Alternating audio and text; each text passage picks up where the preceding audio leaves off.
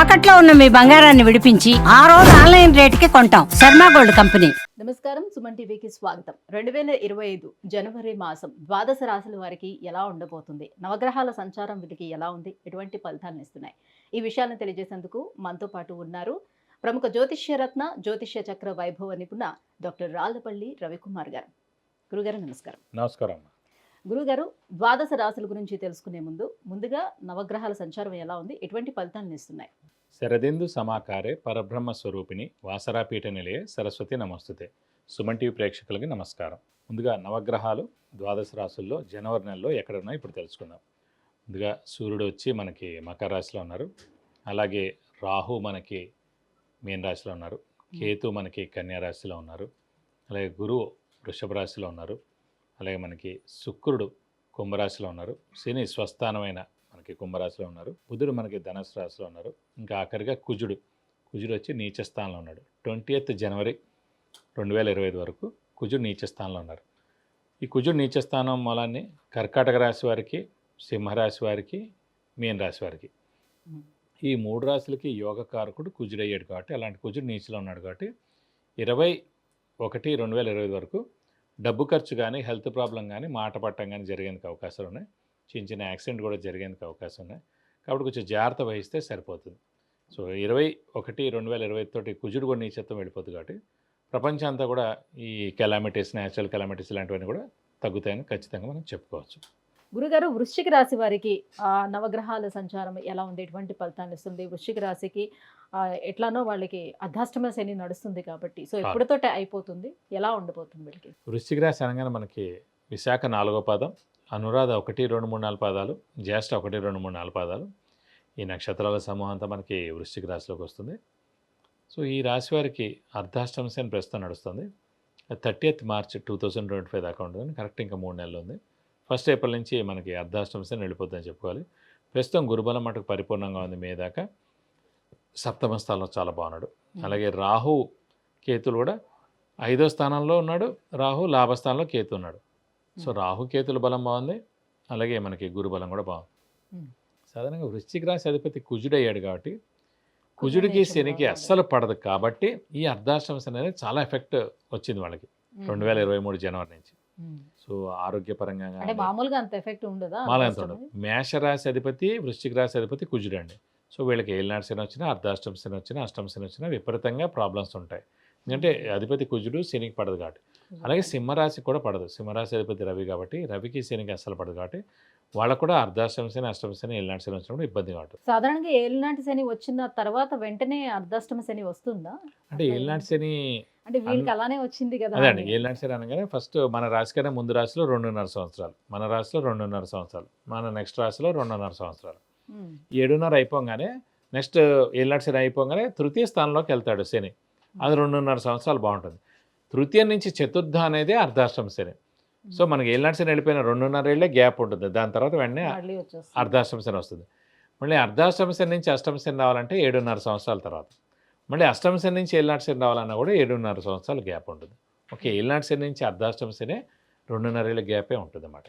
So అందుగురించి అంటే వీళ్ళకి ఈ వృశ్చిక రాశి వారికి 2023 జనవరి నుంచి ఇప్పటిదాకా శ్రమ, కాలం, ధనం అన్నీ కూడా వేస్ట్ అయిపోయి డబ్బు ఖర్చు ఎక్కువైంది, అనారోగ్యం అయింది, ఇంట్లో కూడా ఇబ్బందులు ఎదుర్కొన్నారు, భార్యాభర్తల మధ్య కూడా అన్యోన్యత లోపించింది, యాక్సిడెంట్స్ అయ్యాయి, అనారోగ్యం అయ్యింది, నేమ్ అండ్ ఫేమ్ కూడా పోయేందుకు అవకాశాలు ఎక్కువగా ఉన్నాయి. ఇవన్నీ కూడా జరిగాయండి.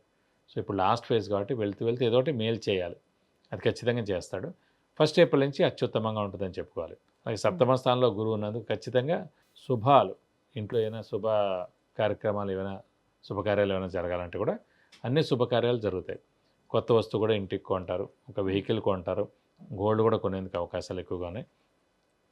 ఇది కాకుండా ఈ ఎప్పటి నుంచో కొంతమంది వృశ్చిక రాశి అనుకుంటారు ఓల్డ్ ఏజ్ హోమ్ కట్టడం కానీ, అంటే గుడి కట్టడం కానీ, లేదంటే ఎన్జిఓ ఆర్గనైజేషన్ స్టార్ట్ చేయడం కానీ, ఎవరైతే ఉన్నారో ఇవన్నిటికీ ఖచ్చితంగా ఈ 3 months 4 monthsలో కట్టడం కానీ, దానికి సహాయ సహకారాలు చేయడం కానీ ఖచ్చితంగా చేసేందుకు అవకాశాలు ఎక్కువగా ఉన్నాయి. ఉద్యోగస్తులకి ఎలా ఉంటుంది గురుగారు? ఉద్యోగస్తులకి శని మెయిన్గా శని అర్ధాష్టమ శని నడుస్తున్న 4th హౌస్లో ఉన్నా కూడా ఉద్యోగ కారకుడు శని అయ్యాడు కాబట్టి ఉద్యోగస్తుల మటుకు బాగుంటుందని చెప్పుకోవాలి. సో వాళ్ళకి తప్పకుండా రాణింపు ఉంటుంది, నేమ్ అండ్ ఫేమ్ ఉంటుంది, అలాగే మంచి ప్రమోషన్స్ ఉంటాయి, గురుబలం బాగుంది కాబట్టి. మరి భాగ్యస్థానంలో కుజుడు ఉన్నాడు కదా, ఎలాంటి ఫలితాలు భాగ్యస్థానంలో కుజుడు కూడా రాశ్యాధిపతి కుజుడయ్యాడు కాబట్టి బాగా కష్టపడితే కానీ పనులు జరగవండి అంతే. అలాగే వీళ్ళకి ఫారెన్ టూర్ కానీ, విజిట్స్ కానీ, అసైన్మెంట్స్ కానీ ఇవన్నీ కూడా వచ్చేందుకు అవకాశాలు ఎక్కువగా ఉన్నాయి. ఈ అర్ధాష్టమ శనితోటి ఆ ఊరు వెళ్ళేందుకు అవకాశం ఉంది కాబట్టి ఖచ్చితంగా వెళ్ళేందుకు అవకాశాలు ఎక్కువగా ఉన్నాయి. అయితే స్థానచలనం ఖచ్చితంగా ఉంటుందా వీళ్ళకి? స్థానచలనం ఆల్రెడీ చాలామంది 90% అయిపోయి ఉండొచ్చు. సో మిగతా 10% ఎవరైతే మిగిలారో వాళ్ళు 30th March 2025లో స్థాన చలనం అంటే ఇల్లు మార్పు కానీ, ఉద్యోగ మార్పు కానీ, ట్రాన్స్ఫర్ అవ్వడం కానీ, లేదంటే వేరే ఊరు వెళ్ళి ఉద్యోగం చేయడం కానీ, లేదంటే ఫారెన్ వెళ్ళడం కానీ ఇవన్నీ కూడా జరిగేందుకు అవకాశాలు ఎక్కువగానే. సో ఇప్పుడు కూడా ఏంటంటే గ్రహాలు మన మార్పు కోరుతున్నప్పుడు అంటే ఇలా అర్ధాష్టమ శని, అష్టమ శని నడిచినప్పుడు మనం కూడా మారిపోతే ఉత్తమం. అయ్యో నేను ఇక్కడే ఉంటాను, పేరెంట్స్ ఇక్కడే ఉన్నారు, వైఫ్ పిల్లలు ఇక్కడే ఉన్నారు, ఈ ఊరు మారకూడదు, నేను ఇక్కడే ఉండాలనుకుంటాను. అప్పుడు కొన్ని రోజుల తర్వాత మనం ఖచ్చితంగా వెళ్ళకూడని స్థానానికి మనం వెళ్ళాల్సి వస్తుంది అన్నమాట. అది కోరుకున్నప్పుడు, అది సంచరిస్తున్నప్పుడు మనం వెళ్తే పర్వాలేదు, కానీ లేదు మనం ఆపుకుంటే మటుకు అనుకోండి మంచి ప్లేస్కి వెళ్ళాల్సింది వేరే ప్లేస్, వేస్ట్ ప్లేస్కి వెళ్ళాల్సి వస్తుంది అన్నమాట. సో అప్పుడు రోజు బాధపడుతూ ఉండాలి. కాబట్టి గ్రహాలతో పాటు మనం కూడా సంచరిస్తే తప్పకుండా మనకి అన్ని విధాలా మంచి చేకూరుతుంది. సప్తమ స్థానంలో గురువు ఉన్నాడు కాబట్టి వ్యాపారస్తులకి ఎలా ఉంటుంది? కొత్త వ్యాపారాలు ఏమైనా ప్రారంభించాలనుకునే వాళ్ళకి ఎలా ఉంటుంది? భాగస్వామి వ్యాపారాలు చేయాలంటే అంటే ప్రస్తుతం ఏంటంటే గురుబలం పరిపూర్ణంగా ఉందండి. సో ధనకారకుడు కూడా గురువు కాబట్టి వ్యాపారస్తులు చాలా బాగుంటుందని చెప్పుకోవాలి. అర్ధాష్టమ శని నడుస్తున్న అంత ఎఫెక్ట్ ఏ ఉండదు. సో ఉగాది తర్వాత కొత్త వ్యాపారం పెట్టుకున్నా, ఎక్స్పాన్షన్కి వెళ్ళినా, ఇంకో కొత్త వ్యాపారం స్టార్ట్ చేసినా కూడా తప్పకుండా బాగుంటుందని చెప్పుకోవాలి. ఇంకా సంతానం కలగటానికి ఎంతవరకు అవకాశం అంటే సప్తమ స్థానంలో గురువు ఉన్నాడు కాబట్టి గురుబలం పరిపూర్ణంగా ఉంది కాబట్టి సంతానం లేని వారికి ఖచ్చితంగా 2025లో సంతానం కలిగేందుకు అవకాశాలు 100% ఉన్నాయి. ఇంకా ఎటువంటి పరిహారాలను పాటించుకోవాలి? ఏ దైవాన్ని ఆరాధన చేసుకోవాలి? ప్రస్తుతం ఈ 3 నెలలు కూడా ఇంకా అర్ధాష్టమ శని నడుస్తుంది కాబట్టి ప్రతి శనివారం ఉపవాసం ఉండడం, అలాగే వీలైతే కనుక ఆంజనేయ స్వామిని ఎక్కువగా ఆరాధించడం, వెంకటేశ్వర స్వామిని ఎక్కువగా ఆరాధించడం. ఆంజనేయ స్వామి టెంపుల్కి అయితే కనుక మంగళవారం శనివారం వెళ్ళి 40 ప్రదక్షిణాలు చేయడం, అలాగే ఆంజనేయ స్వామికి వడమాల సమర్పించడం, సింధూర పూజ చేయించడం, తమలపాకుల పూజ చేయించడం చాలా మంచిది.